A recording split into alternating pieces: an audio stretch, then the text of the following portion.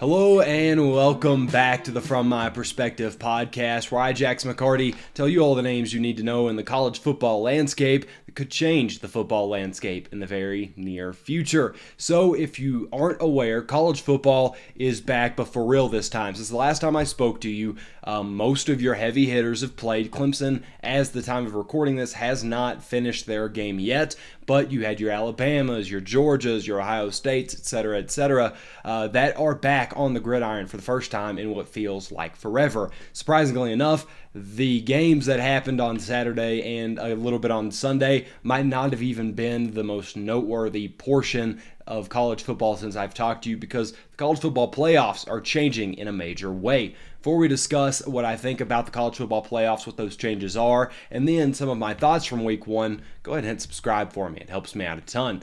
So with the college football playoffs changing, it does appear that by 2026, we're going to move to a 12-team format, meaning instead of the 4 that we had initially, the top 2 would have a bye, and you play fourth like that. And a lot of the reaction I've seen online is people being angry at it, or saying that it's killing the last great regular season sport. And I don't understand that at all. And let me tell you why.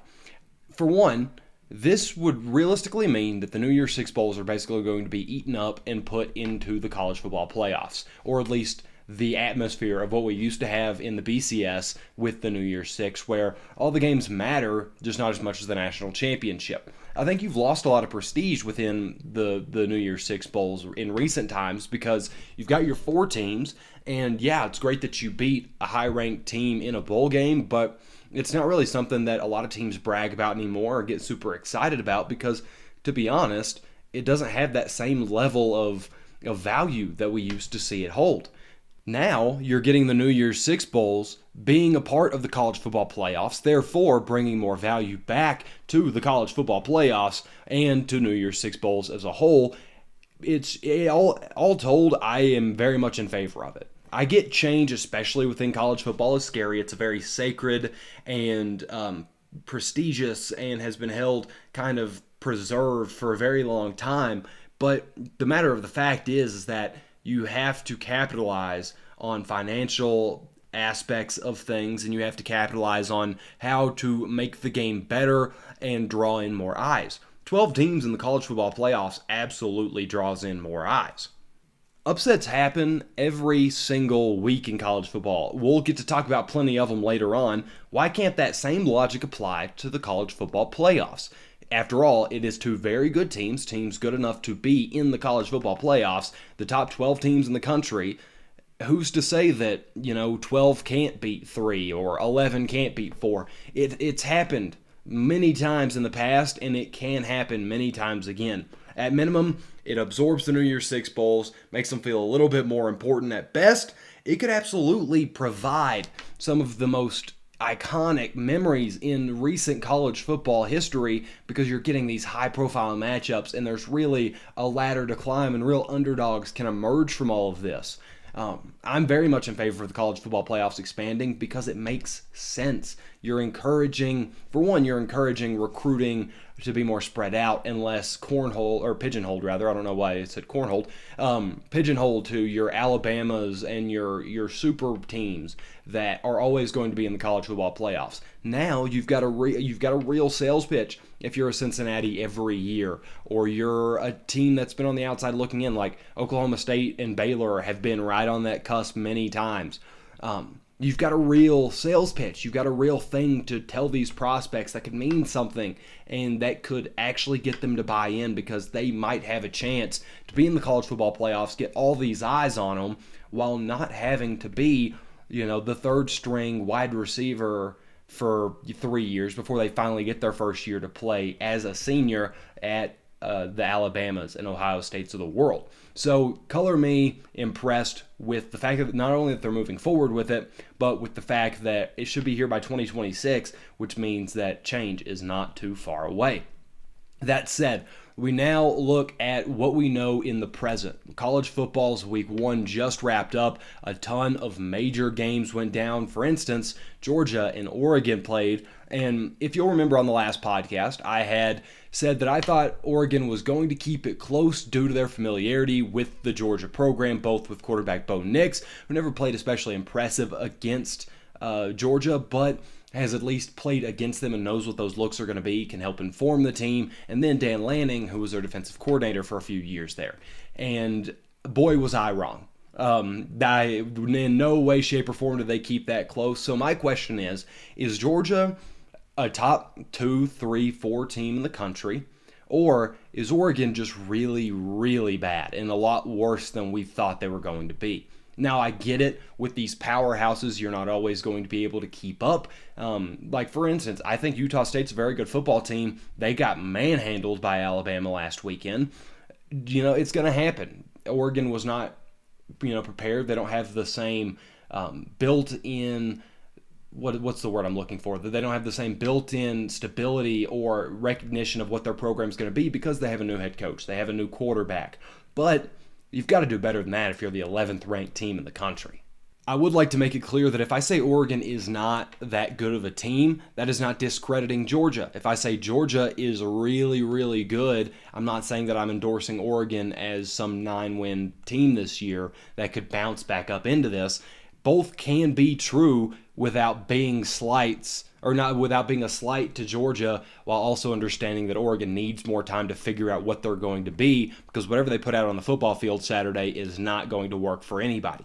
Truth be told, Oregon looked underwhelming, and UGA looked as sharp as they ever have looked, and that is incredible for the fact that they just lost like 15 people. They lost like half their roster to the NFL, or at least over half their starters on offense and defense, and now they're going out here and just destroying a top 15 country, preseason poll, of course, but a top 15 country in the eyes of other coaches, in the eyes of the media. They came out there and they said, look, we lost all these players, but it doesn't matter because we're still Georgia. And I think what it really did for me and really proved for me is that not only is Georgia a really good program that will remain really good year after year, no matter who they lose, but it could mean that they're going to be truly competitive with Alabama and truly have a similar build, a similar mold that Alabama has really kept a foothold on and been able to keep other teams away from doing in the SEC to this point. For Oregon, when you look at it, it doesn't look as bad because Utah had a more shocking loss. I think most people were kind of coming to terms that Oregon was probably going to lose that game against Georgia, but nobody, at least that I had talked to, thought that Florida was going to beat Utah, but here we are. Utah is also 0-1. They were number 7, so a little bit ahead of where they thought Oregon was going to be, and they lost to an unranked team. So in the Pac-12, it looks scary, and it's an uphill battle for sure, but it's not as bad for Oregon as it could have been. The second game I want to look at is Notre Dame versus Ohio State. Wow. For one, did not expect Notre Dame to get to hang in there and only lose by 11. I went on this podcast again. It was a bad week for my predictions. I said that I thought Ohio State was going to demolish them. Thought that they would just, tear them apart and really set their season back. That's not what happened. Their offense didn't look great, Notre Dame's, but and Ohio State looked like they were underperforming a little bit. But Marcus Freeman, what he had on the field, looks competent and looks like something that could grow into a real top 10 team in the country. The offense definitely needs some work. You didn't have over 200 passing yards. You had I think less than 100 rushing yards. It was a very ugly game on that side of the ball, but it's also Ohio State and Ohio State's defense. It's hard to come by a lot of success, especially with guys like Tyler Buckner, this is his first real chance to be the starter at Notre Dame, and Chris Tyree, who's filling in or taking Kyron Williams' spot now. You had a lot of guys who weren't quite exposed to that level of competition yet, or at least used in a big way when playing that level of competition. So you got to let it slide a little bit. but it at least shows promise, and it at least shows that they're going to be able to develop and grow and build upon this. Especially within the next 3 weeks. You've got Marshall, you got Cal, you got North Carolina. Those are the next 3 games. North Carolina just let up 60 points to Appalachian State. So you got to feel good about that one at least. So you've got plenty of time to work out the kinks, the issues, whatever you need to figure out ahead of the BYU game, which follows up those 3. So you're going to have plenty of exposure, plenty of practice, plenty of time to figure things out. The next game I want to look at is that Utah-Florida game, Utah-Florida, and we're going 0 for 3 here. I said that Anthony Richardson's development was going to take a hit in the Utah game because I really like their defense. And while I was not just wowed by him as a passer, he had some pretty nice throws. I don't think I could have been farther off as far as the Anthony Richardson experiment goes, because he, with his legs and with his ability to move around, looked good. Looked very good, very capable of being a high-level SEC quarterback, which was not what I was expecting right out of the gate. I mentioned that he had tons of talent and had tons of potential to grow into that. I didn't think it happened at Utah, but there was a lot of feeling there that a star might have been born when playing that game. I mean, 17 for 24, solid. That's a good completion ratio. You're doing a good job. 168 yards. As a passer, it's like, whatever. But then you look at his rushing line, 100 rushing yards, 3 touchdowns on the ground. That is very, very good, especially against a defense like Utah. And it could end up being one of several bullet points, because Florida looks like a team that could absolutely hurt some people's seasons as the year goes on. That could be one of many skulls they collect, or many bullet points on their resume that they can really capitalize on as they move forward. And it looks like they got a really good head coach in Billy Napier too. That's not in the script. That's not really anything related to this outside of the team connection, obviously, but looks like they succeeded in that department. We've talked about the SEC a fair bit. I want to transition over to a different conference. I want to talk about the ACC, which was not an impressive weekend for them, at least in my eyes. Pitt looked kind of iffy against West Virginia, among other results. But in the midst of all that, Miami looked really, really good. They hung 70 points. Yeah, it was Bethune-Cookman, but they looked like a team that could really compete, and under Mario Cristobal is the exact kind of performance you need to start getting those recruits looking at you and maybe making the U again. At the end of the day, they finished with 7 rushing touchdowns. Let me say that again, 7 rushing touchdowns. That is absurd.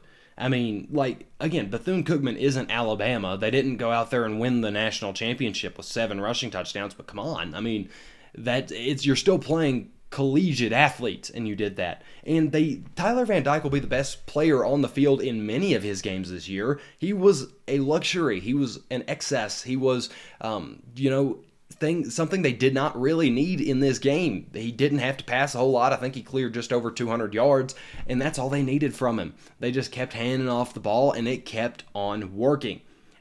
At the time of the recording, and I mentioned this a little bit earlier, Clemson has not finished their game. I can't say Miami is the best looking or most promising team within the division, but you got to admit they look pretty great right now. And that's something that definitely will factor into the polls, I bet, because of how much weirdness happened throughout college football this year. And this week, but speaking of that strangeness and that kind of how it felt like just wrong, lopsided, uncomfortable at times.